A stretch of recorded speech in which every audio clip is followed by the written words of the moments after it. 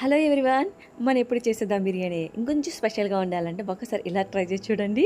ఇంకా స్పెషల్గా ఉంటుంది మన బిర్యానీ. ముందుగా దానికోసం మనం బిర్యానీ రైస్ నేను చూపించిన విధంగా రెడీ చేసుకుని 90% ఉడకబెట్టుకుని పక్కన పెట్టేసుకోవాలి.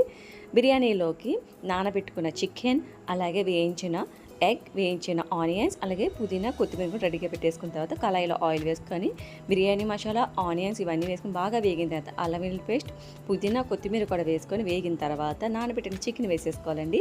అది కూడా వేగిన తర్వాత మనం ఫ్రై ఆనియన్స్ అలాగే ఫ్రై ఎగ్ కూడా వేసేసుకొని లేయర్స్గా మనం రైస్ అనేది వేసుకోవాలన్నమాట. చూపించినట్టుగా 2 లేయర్స్గా మనం rice, fried onions, fried egg కూడా వేసుకున్న తర్వాత ఫైనల్గా మనం దాని మీద చికెన్ మసాలా పౌడర్, అలాగే గరం మసాలా పౌడర్, అలాగే మనకు కావాలనుకుంటే కలర్స్ వేసుకున్న తర్వాత లాస్ట్లో గీ వేసుకొని అలాగే బిర్యానీ రైస్ వాటర్ ఉంది కదా అది కూడా వేసుకొని మూత పెట్టేసి దమ్ పెట్టుకుంటే ఒక పావు గంటలో మనకి దమ్ బిర్యానీ అనేది రెడీ అయిపోతుంది. చూసారు ఎంత బాగుందో. ఒకసారి ట్రై చేసి నచ్చితే సబ్స్క్రైబ్ చేయండి.